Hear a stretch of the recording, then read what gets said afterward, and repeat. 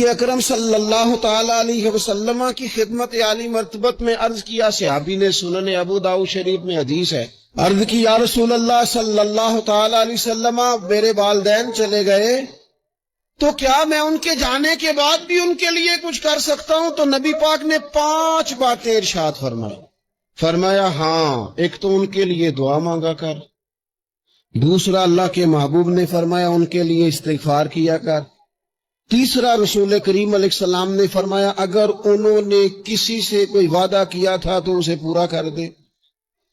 اگر تجھ سے ہو سکے، اور رسول کریم علیہ السلام نے فرمایا اگر ہو سکے تو ان کی طرف سے صلہ رحمی بھی کر، یعنی ان کے رشتہ داروں سے اچھا سلوک کر، اپنے چچاؤں کے ساتھ